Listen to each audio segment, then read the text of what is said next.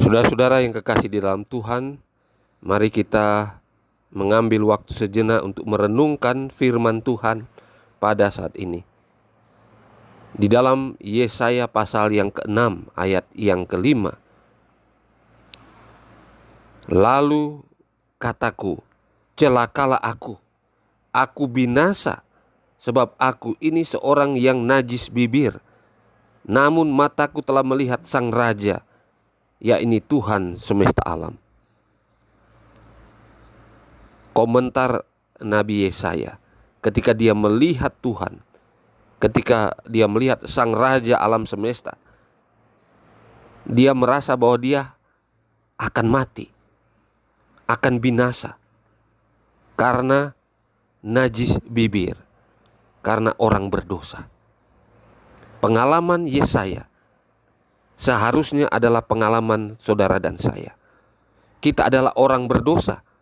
Kita orang yang perlu kasih karunia yang datangnya dari Tuhan. Di dalam buku Maranatha, halaman 235.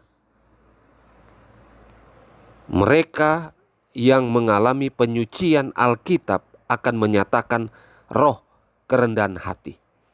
Sama seperti Musa, mereka mempunyai pandangan yang sangat mulia terhadap kesucian, dan mereka melihat ketidaklayakan mereka sendiri yang berlawanan dengan kesucian dan kesempurnaan yang agung dari Dia yang tidak berkesudahan. Saudara-saudara, roh kerendahan hati adalah satu syarat sebagai para pewaris kerajaan surga.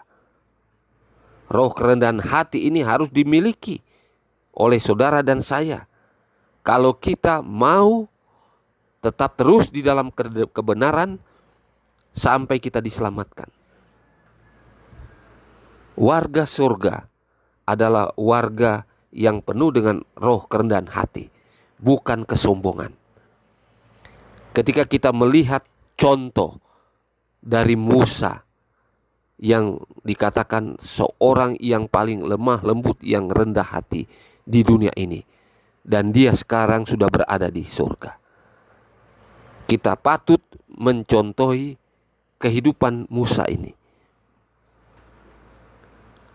yang penuh dengan kerendahan hati, yang memiliki kesucian, yang memiliki tabiat yang akhirnya dia dibawa di dalam kerajaan surga sekarang ini.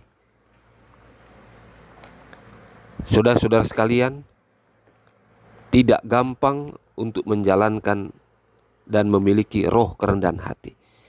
Kita perlu berusaha setiap hari. Kita perlu mematikan semua tabiat-tabiat yang tidak berkenan setiap hari untuk memiliki dan diperbarui tabiat kita agar kita memiliki roh kerendahan hati.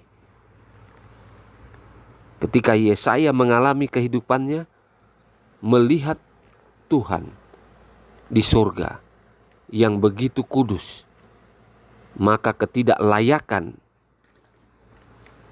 yang dia rasakan membuat dia akan binasa. Tetapi disitulah kuncinya. Seseorang yang merasa tidak layak di hadapan Tuhan, seseorang yang merasa berdosa di hadapan Tuhan dan benar-benar mengaku di hadapan Tuhan tidak layak dan berdosa, maka pada saat itulah Tuhan akan memberikan anugerahnya, kasih karunia-Nya, sehingga siapapun itu, saudara dan saya, akan disanggupkan menghidupkan kehidupan yang penuh dengan kerendahan hati. Ayub adalah salah satu contoh juga orang yang rendah hati. Walaupun banyak masalah yang dia hadapi, tantangan yang dihadapi, tetap dia datang kepada Tuhan dan menyatakan bahwa dia ini debu, dia ini abu, dan dia layak untuk mendapatkan segala hal walaupun di dalam kebenarannya. Tetapi dengan roh kerendahan hati ini, maka dia dilayakkan, dipulihkan, bahkan diberikan berkat-berkat yang 2 kali lipat dari apa yang dia sudah terima yang lalu, yang sudah habis oleh karena pekerjaan setan di dalam kehidupannya. Kita perlu mengambil contoh roh kerendahan hati dari Ayub. Begitu juga Rasul Paulus di dalam kehidupannya. Kita juga bisa mengambil contoh bagaimana Rasul Paulus sampai akhir hayatnya. Dia tetap memiliki roh kerendahan hati di dalam kehidupannya. Karena dia tidak egois. Dia mempedulikan orang lain dengan berusaha membawa orang lain untuk bisa diselamatkan, menerima kebenaran Kristus dan diselamatkan. Saudara-saudara sekalian, apakah yang harus saudara jalankan dalam kehidupan saudara saat ini? Apakah roh kerendahan hati itu menjadi milik saudara dan saya? Jika demikian, marilah kita mempedulikan orang lain. Marilah kita berusaha juga untuk menyelamatkan orang lain.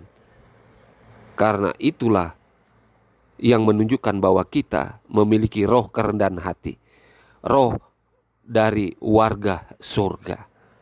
Ketika kita mengaminkan bahwa kita adalah warga surga, maka roh kerendahan hati harus tetap menjadi bagian kita setiap saat. Tuhan Yesus melalui Roh Kudus-Nya akan menyertai kita, memampukan kita untuk memiliki roh kerendahan hati ini.